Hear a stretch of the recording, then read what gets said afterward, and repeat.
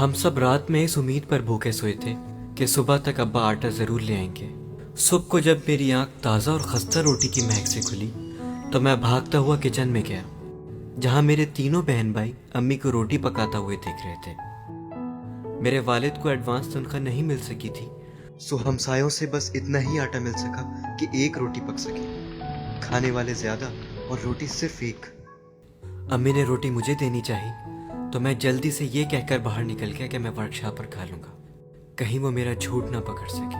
ابا کی قلیل تنخواہ میں سے بمشکل دادی کی دوائی اور گھر کے خرچے پورے ہوتے تھے۔ ورک شاپ میں موٹر سائیکل اور گاڑیاں ٹھیک کرنا سیکھ رہا ہوں۔ ابھی میں صرف 14 سال کا ہی ہوں، اس لیے زیادہ تر میں اوزار پکڑ کر مکینک کے ساتھ کھڑا رہتا ہوں۔ گرمی اپنے عروج پر ہے اور خالی پیٹ میری ہمت جواب دیتی جا رہی ہے۔ پیٹ میں عجیب سی گڑگڑ ہو رہی ہے اور مجھے ڈر ہے کہ کہیں دوسرے لڑکے اسے سن نہ لیں۔ کھانے کے ٹائم سب نے 10-10 روپے ملا کر کھانا منگوا کر کھا لیا۔ میرے پاس کوئی پیسے نہیں تھے، سو میں بیٹھا دوسری طرف دیکھتا رہا۔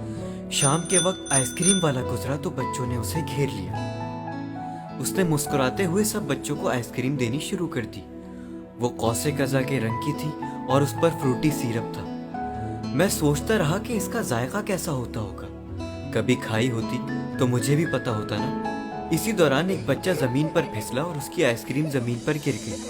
دوسرے بچے ہنسے اور وہ بھی ہنستا ہوا دوبارہ خریدنے چلا گیا، جیسے کہ کوئی بات ہی نہ ہو۔ سارے رنگ زمین پر پگھل کے بکھرتے رہے اور میں بے بس کھڑا دیکھتا رہا۔ سورج غروب ہو چکا ہے، گھر جانے کی خوشی تو ہے مگر مجھے اپنے بھوکے خاندان کی فکر بھی ہے۔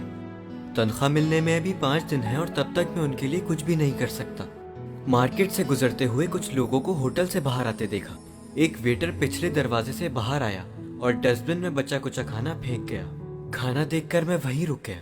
کچھ دیر انتظار کے بعد میں نے ڈسٹ بن میں جھانکا تو روٹی کے ٹکڑے، بچا کچا سالن اور گلی سڑی سبزیاں نظر آئیں۔ یہ سارا کھانا کوڑے کے ساتھ ضائع ہو رہا تھا اور میں کھڑا سوچ رہا تھا کہ کیا میں یہ کھا سکتا تھا؟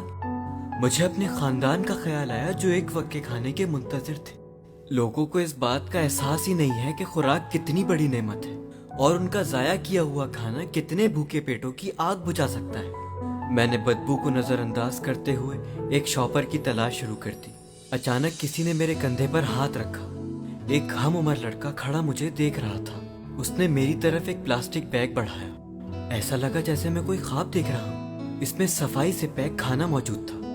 اپنے آنسو پوچھتے ہوئے میں نے اس کا شکریہ ادا کیا اور گھر کی طرف بھاگنا شروع کر دیا۔